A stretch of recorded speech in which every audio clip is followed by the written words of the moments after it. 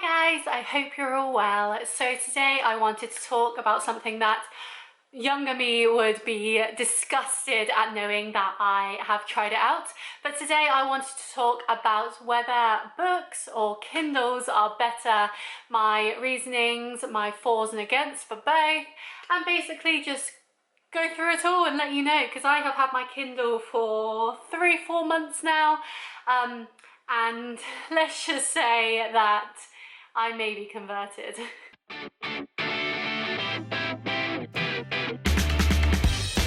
So back when I was younger, even say a year ago, I would not consider buying a Kindle at all because I loved the feel of a book. So for example, I've got my Adventures of Sherlock Holmes here. I just loved having a book. I loved reading it off. I love how the first page I go to says KKK on it. How embarrassing. But I love the feel of a book. I love sitting at places. Whenever I go do my laundry, I always sit in the laundrette with a book for like an hour and just read. And I love just taking books with me and just, the smell of them, just everything. I love it. But then it got to a point where the most time that I would read would be just before bedtime. So I would be in bed and I would be reading. But because it was a book, because it's literally just pages, I would always have to have a light on to make sure that I could read it. And so the second your eyes start to get dreary, you start to get a bit tired, you can put your book away, but then you still have to reach over and turn your lamp off or turn your big light off or whatever you're reading with. And that pulls you out of that sleepy moment that you were in because you had to use your brain to think about something else. And so while I love books and I still really enjoy them and the thought and feeling of them, for me they weren't the most practical. So it got to a point where I really wanted to continue with this. I wanted to read more books. In 2022 I want to read 12 books because I think that's something that I can achieve. And so I was looking into it, and it was Black Friday at the time, and I thought, well, Kindles have their own light. I wouldn't have to turn the light off once I have finished reading. I could literally just close the Kindle down and go to sleep. And maybe it'd be better for traveling with me. It won't take up as much space. So for example, this is not even the entire work. So this has just over 500 pages in it. And this, I'm currently reading the entire works of Sherlock Holmes, which is 1,600. Can you imagine this book times 2 more? Like, ridiculous. And so I looked into them and weighed up my options and thought, it's Black Friday, they're on offer, let's give them a go. And so I picked up this one. Now obviously it's in a case, but this is an official Kindle case. I wanted a case just because I think it keeps it safer. If I'm literally going to be chucking it in my bag to take with me, then I want it to be in something that I know will keep it safe. And it's a really cute pink colour and it matches my nails currently, so where can you go wrong? But this is the actual Kindle. I went for a black one. As you can see, I do not have Kindle Premium. I didn't see the point in that really. I rarely look at this lady doing her what's it called, stargazing merch, looking through her telescope, so I don't really care that the background isn't the cover of the book. It is 8 gigabytes, so loads of storage. I think, let me check how many it can include, but I think it was like 3,000 books or something stupid. Just, you could put a lot of books on it. It has got a 6.8-inch display, so it's slightly bigger than the older, this is now on Sherlock, it is slightly bigger than the older versions, and it has an adjustable warm light, and it comes with ads because I didn't want to pay for the premium. So the reason I went for this one is I weighed up the options. They still have older Kindles on there, but a lot of the reviews said if you're going to buy a Kindle, just get the newest one because you know it'll last longer. It has 10 weeks of battery life, and to be fair, I've had this, as I said, since the end of November, and if I open it, it came with like 50% and it's still got 12% now. I keep it on airplane mode the whole time. So the way you download books is you connect to Wi-Fi and then you buy the books like you would from any Amazon store. So I just keep it on airplane mode because I don't need to use that function. I don't need to use the Wi-Fi when I'm reading because they're all offline. And so I keep it on airplane mode, and as I said, it was on like 58% battery, I think, when I got it, and at the end of January, which is now, it's on 12%, so it's lasted a really long time without any charge, which is great. And it has a huge selection. That was a big thing for me when I was looking at Kindles. I didn't want it to just be like fan fictions and like self-published books. I wanted real books on there. I know they're real books, but like classics on there. So for example, I was reading this before I got the full Sherlock Holmes works on here, and I looked up 1984 Animal Farm, Wuthering Heights, wow, so The Shining, all the Stephen King books, just loads and loads of things like that, just to see if they had them, because those are the sort of books I want to read. I really want to read a lot of classics because I haven't read them, as well as more contemporary work as well, and it's really good that you have that whole selection. The entire works of Sherlock Holmes, which as I said is over 1,600 pages, was 99p.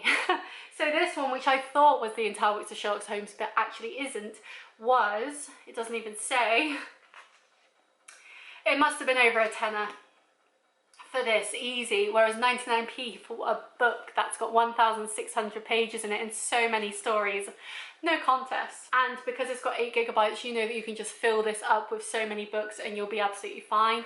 And as it said in the description, it is so lightweight, so easy to use, and because it has the brightness and the warmth adjustments on it, if I'm reading in daylight I can set it to a different look than if I'm reading at night with all the lights off. And that was another thing for me. As I said, reading books, I need to have lights on that I need to turn off when I'm done. However, with this I don't. It has a light in it, obviously, and so the second I'm done I just close this and I can go to sleep, and it's so much easier for me to do. So if we have a look, this is obviously the start page. You swipe up to unlock and then immediately you've got the book there, and then you can click down and see exactly what chapters you're in, and it's so easy to use. It's immediately connected up to Amazon, and so you can just download any books that you want straight on there and you're done. I think it's especially good for holidays. You could download say 4, 5, 6 books, however many you want, and just read them throughout your holidays, read them on the plane, just do whatever, and it's so calming and so easy. I love it. But that doesn't mean that the Kindle is all good. As I said, it is a product by Amazon. I'm not a huge fan of Amazon based on the ways they work with human beings, the way they are with the environment, and just how ridiculous it is that this man is a trillionaire and he does not deserve it. So while I love the Kindle, I do think ethically, in terms of human rights, the environment, all that sort of stuff, it does bring it into question of, is it really worth it? And I do also wonder, obviously books are made of paper, paper comes from trees, we know that, and so I wonder which one of these would actually be better for the environment too, because obviously this uses electricity but it doesn't have paper on it. However, this one uses paper, but the more you buy of this, the more you need to make, and so more trees are cut down. But then you could say the same for this. More plastic is made to make these, and the covers and the chargers and everything else. So it's a real catch-22 of what you think is more environmentally sound for you and what you would rather give money to. For me, with my situation of wanting to read before bedtime and being calm and just relax in the evening, then there was no contest. But if you like reading during the day, or if low light doesn't affect you, or you just want to get like a little torch for your books instead, then absolutely go for that, because I think that's a great option too. However, for me, and I know my younger self would be yelling at me right now, but I would pick the Kindle every time. It is lightweight, it is easy to use. As I said, I can just shut it down and go to sleep and it's fine. It has so many books on there. It's really easy to look around.